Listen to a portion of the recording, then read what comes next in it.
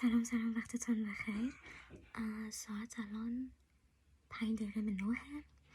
بعد الان یه ذره دارم یواش حرف میزنم به خاطر اینکه موضوعی که میخوام بهتون بگم در مورد با فردا نه پس فرداست.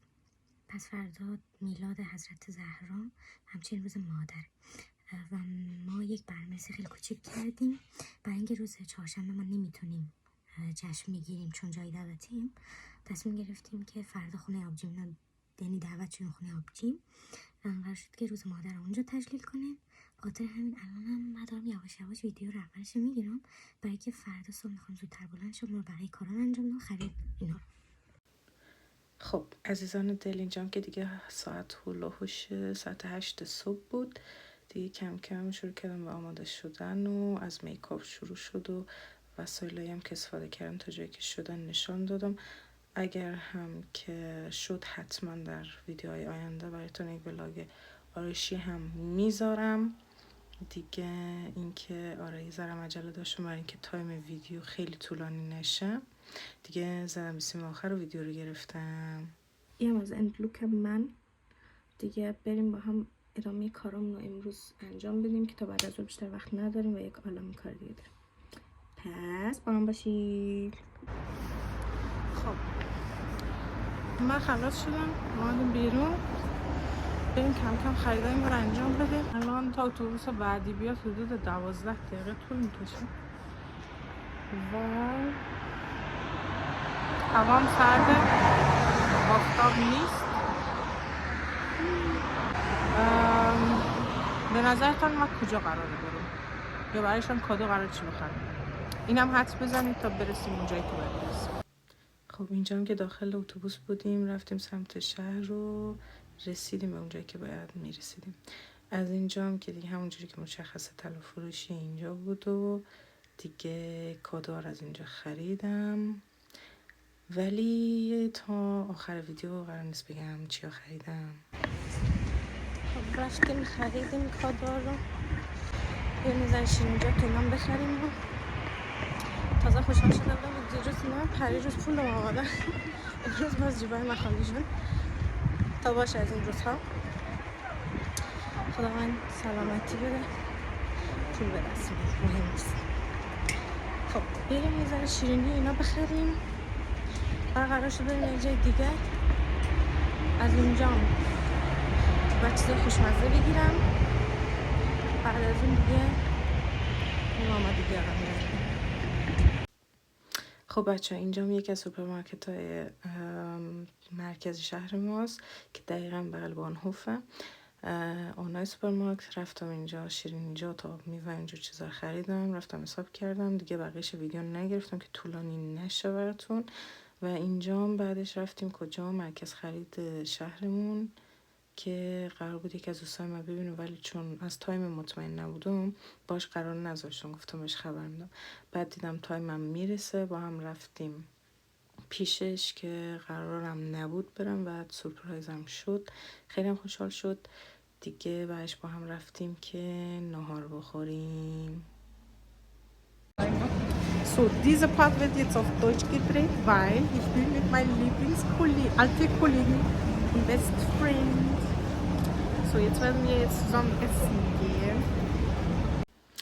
اینجا هم که این درون در زدم که یکی دو تا شاخه گل قشنگ پیدا کنم، ولی متاسفانه از اینجا چیزی گیرم نیومد.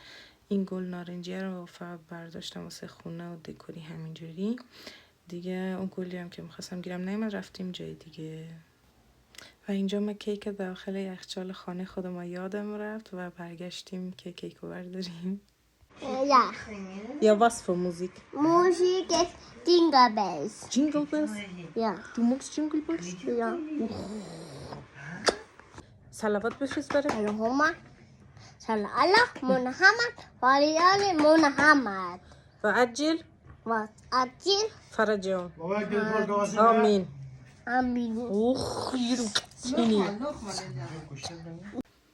خب اینجا آقای الیاس خسته شد و بعد دستور داد که ماساژش بدن و بعد از اینکه ماساژش تمام شد شروع کردیم به بازی کلمه ها.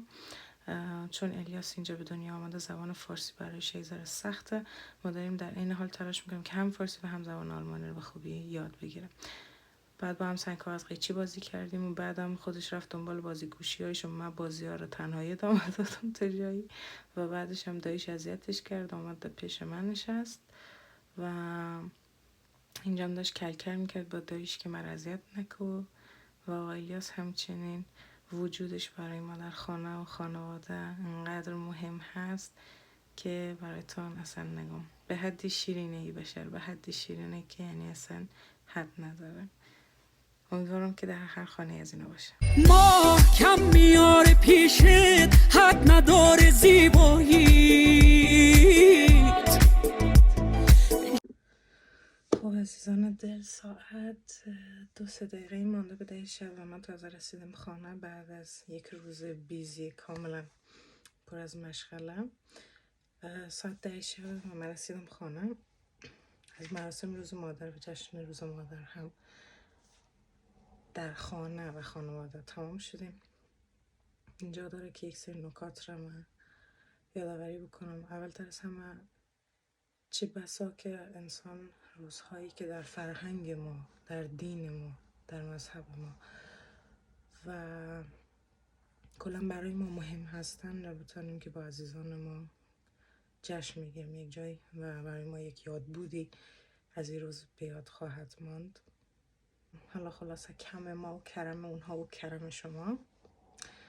و در اینجا میلاد با سعادت حضرت فاطمه زهرا سلام الله علیها و روز مادر و روز زن را به تمام مادران و زنان سرزمینم تبریک و تهنیت عرض میکنم. زیرش هم خط میکشم علل خصوص مادرهای افغان و امیدوارم که همیشه لبشان خندان و دلشان شاد باشه و شاد بمانه. برای من که یک صبح تا شب در جریان اتفاقات امروز قرار گرفتم خیلی خسته کن بود و همچنین به شدت ولاگ گرفتن و ویدیو درست کردن و ادیت کردنش کار سختیه و ای که 100% حتما ساپورت های شما عزیزان احتیاج داریم. ما را تنها نذارید در این راه که پیش روی گرفتم. منظورم از ما فقط خودم نیست، ما و خانواده‌ام، چون ولاگ های بعدی انشالله اگر خدا قسمت کرد عمری بود برایتان ولاگ های خانوادگی هم شاید گرفتیم، کسی چه میدانه. خب در هر صورت عزیزان دل، حمایت یادتان نره دیگه. شب و روز و صبح و عصرتان بخیر هر جایی که هستین. امید که لبتان خندان و دلتان همیشه شاد بشه.